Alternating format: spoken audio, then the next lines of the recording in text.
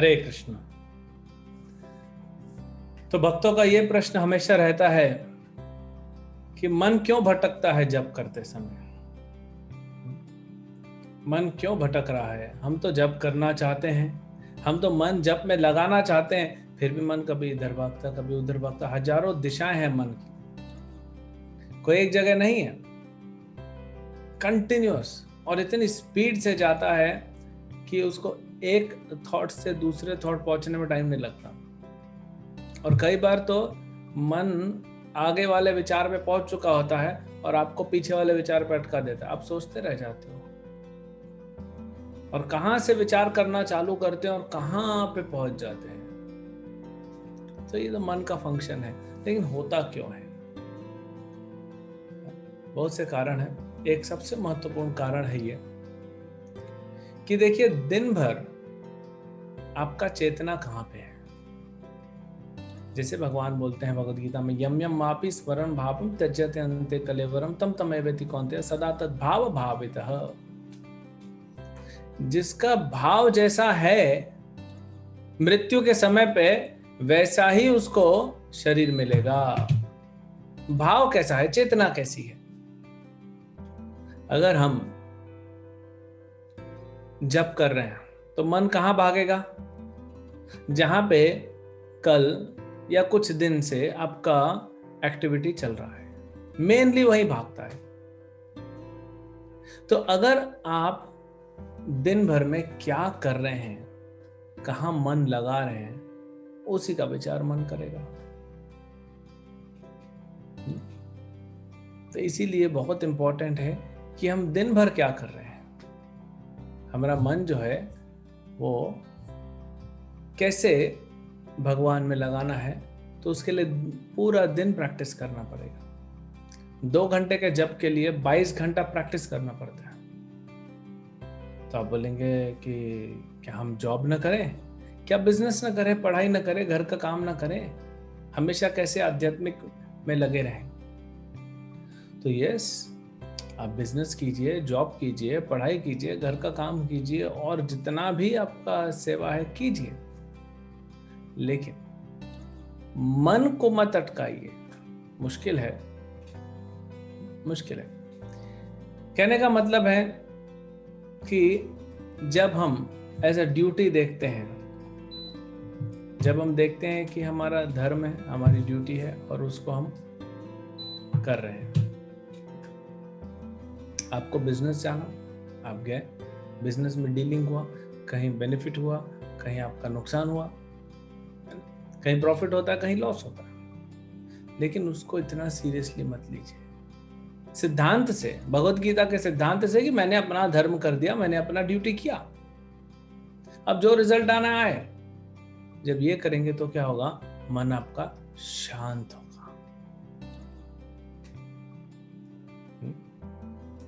जैसे भगवान बताते हैं, सुख में ज्यादा सुखी नहीं होना, दुख में ज्यादा दुखी नहीं होना।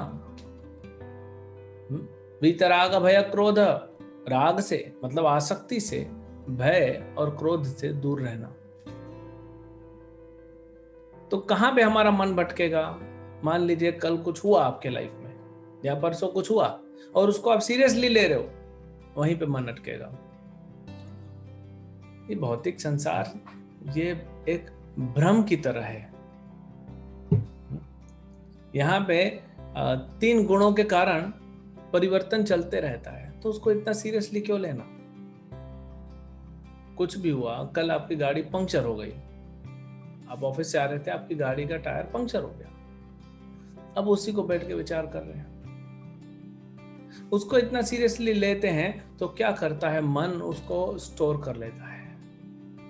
जो भी एक्टिविटी में आप अपना भाव लगाते हैं, अपनी चेतना लगाते हैं, मन उसको पकड़ लेता है और अगले दिन क्या करता है?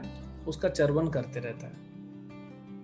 फिर वो जप में लाएगा, और देखो मैं यहाँ से आ रहा था, मुझे उस रास्ते से आना चाहिए था, ये रास्ता खराब था, इसलिए मेरा गाड़ी का टायर पंक्चर हुआ, यहाँ पे कोई पंक्चर वाला भी नहीं था, उधर से आता तो। यानी आप जप करने बैठे हो कि गाड़ी का पंक्चर बनाने बैठे हो?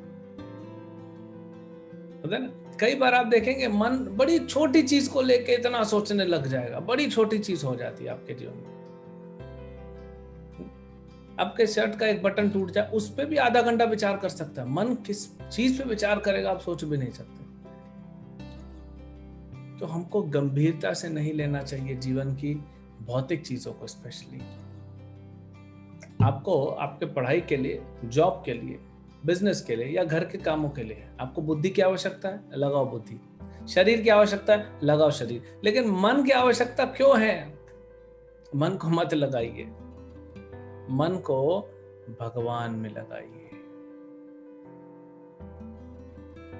है ना। तो हमको ये प्रैक्टिस करना पड़ेगा, सीखना पड़ेगा, एक्सपर्ट बनना पड़ेगा। क्या युधिष्ठिर महाराज घर का काम नहीं कर रहे थे? इतना बड़ा राज्य चलाना मजाक थोड़ी। आप लोग के पास अपना अपना राज्य होगा, लेकिन युधिष्ठिर महाराज जितना बड़ा राज्य तो नहीं है आपका। कैसे युधिष्ठिर महाराज भक्ति में लगे हुए थे?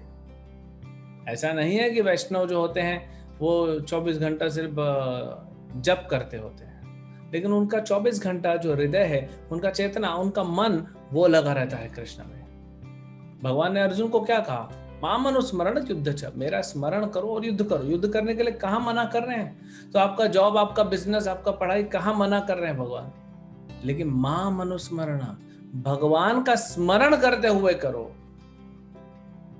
गाड़ी पंक्चर हो गई, ठीक है, पैदल खींच के ला रहे हैं, या गाड़ी पार्क कर दिए, ढूंढ रहे हैं किसी को, नो प्रॉब्लम, गाड़ी पार्क कर दो, हाथ धो लो, जप माला निकालो, जप करते रहो। जप माला नहीं है तो हरे कृष्णा जप करते रहो कि भगवान ने मौका दिया, बहुत अच्छा, चलो थोड़ा ढूंढ लेंगे मैकेनिक को पैदल चलते चलते, तब तक थोड़ा एक्स्ट्रा जप हो जाएगा, भगवान का स्मरण हो जाएगा।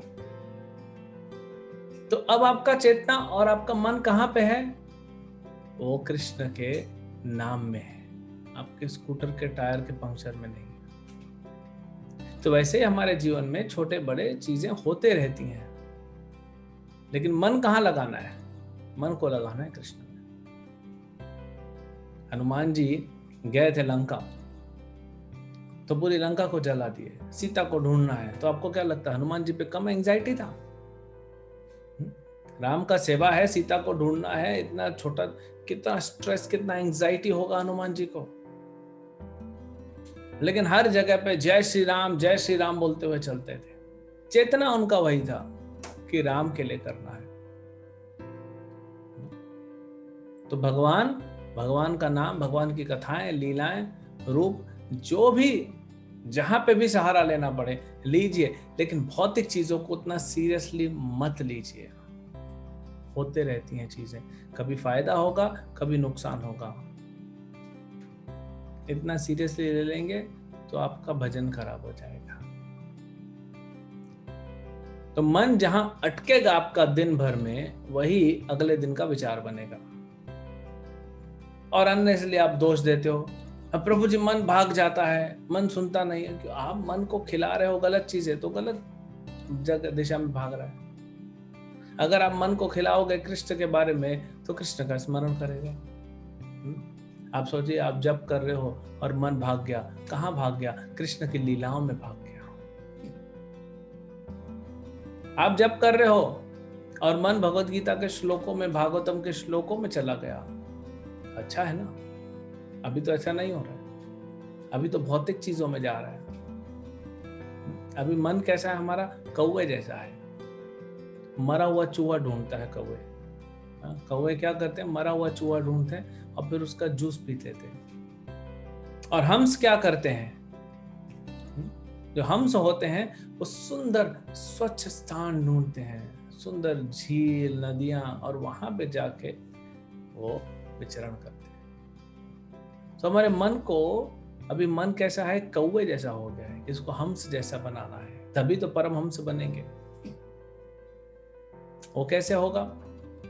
वो होगा जितना ज्यादा से ज्यादा प्रयास करेंगे, अपने दिन भर में कृष्ण के साथ कनेक्टेड रहेंगे। उसके लिए क्या करना पड़ेगा? उसके लिए श्रवण और कीर्तन करना पड़ेगा, क्योंकि श्रवणम कीर्तनम विष्णु स्मरणम। श्रवण कीर्तन होगा तो स्मरण अपने आप हो जाएगा। तो जितना ज्यादा भगवान के बारे में सुनेंगे, इसलिए हमने कहा कि आपके पास समय है तो सुनिए, कथाएं सुनिए, भगवान का लेक्चर सुनिए, नाम सुनिए, कीर्तन सुनिए, कुछ ना कुछ सुनते रहिए। चाहे अपने ऑफिस में, चाहे अपने घर में, लगा दीजिए एक डब्बा और सुनते रहिए, सुनते रहिए, सुनते रहिए, क्योंकि श्रवण होगा तो हृदय शुद्ध होगा।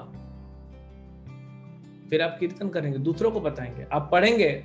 आप ऑफिस जाने से पहले भगवत गीता पढ़ लिया आधे घंटे, तो क्या होगा? जो भी व्यक्ति आपको ऑफिस में लेगा, आप देखिए उसको भगवत गीता का ही प्रचार करेंगे नेचुरली। और उसमें क्या होगा? उसमें आपको विरक्ति आएगी। विरक्ति का मतलब है कि आप जॉब कर रहे हैं लेकिन आप उसमें आसक्त नहीं है, वो अपना ड्यूटी समझ के आप करते जा रहे हैं। क्या करना है, घर चलाना है, लेकिन आपको कोई ज्यादा लगाव नहीं। प्रमोशन भी मिल जाएगा लेकिन आपको लगाव नहीं। मतलब आपका मन और आपकी चेतना जॉब में नहीं है। आप अपनी बुद्धि लगाइए, शरीर लगाइए जॉब, लेकिन आपका मन और चेतना कहाँ पे है? वो तो कृष्ण में। और ये ऐसा होता है, ये कोई नया चीज नहीं है हमारे लिए। हम देखते हैं कई बार हम कोई व्यक्ति है, वो जॉब में इतना बिजी हो जाता है, इतना बिजी हो जाता है, इतना आसक्त हो जाता है कि अपना लंच खाना भी भूल जाता है। होश भी नहीं रहता कि घर जाना है कि नहीं जाना है। फोन भी नहीं अटेंड करता। आप देखेंगे कुछ कुछ लोग इतने बिजी हो जाते हैं कि फोन भी अटेंड नहीं कर पाते। फोन पता नहीं कहाँ पे, अभी सिर्फ फोकस है ये प्रोजेक्ट कंप्लीट करना है। तो जब एक भौतिकवादी व्यक्ति एक भौतिक कार्य में इतना आसक्त हो सकता है और उसको दुनिया का कोई खोज खबर ही नहीं है, होश ही नहीं है, तो हम क्यों नहीं कृष्ण में आसक्त हो सकते? और फिर मन इधर उधर भागेगा नहीं, मन कृष्ण के नाम में रहेगा, आप अच्छे से जप कर पाओगे। तो ये बात को प्रैक्टिस करना चालू कीजिए कि हमारे को इधर उधर जब हम कहीं भी जा रहे हैं, मन को नहीं लगाना है, मन को सिर्फ कृष्ण में लगाना है। उसके लिए आपको श्रवण करना पड़ेगा। तो आप रेगुलर रीडिंग कीजिए भगवत गीता का। रेगुलर मतलब डेली भगवत गीता पढ़िए, भागवतम पढ़िए, आप डेली लेक्चर सुनिए, डेली जप कीजिए 16 माला। धीरे धीरे क्या आपका फाउंडेशन बनेगा। तब आप देखेंगे कि इंटरैक्शंस हो रहा है, आपका आदान प्रदान हो रहा है भौतिक प्रकृति के साथ, गुणों के साथ, लेकिन आप उनसे छू नहीं रहे हो। जैसे कमल पानी में खिलता है, कीचड़ में खिलता है, लेकिन उसको छूता नहीं है। ऐसे ही हम बन जाएंगे। फिर हमारा नाम में ज्यादा रुचि बढ़ेगी, मन भटकेगा नहीं और नाम में आसक्त हो जाएंगे। और ऐसे ही करते करते हम कृष्ण प्रेम प्राप्त करके इस संसार को छोड़ के और नित्य शाश्वत संसार में, कृष्ण लोक में पहुंच जाएंगे। हरे कृष्ण। श्री हरि नाम प्रभु की जय।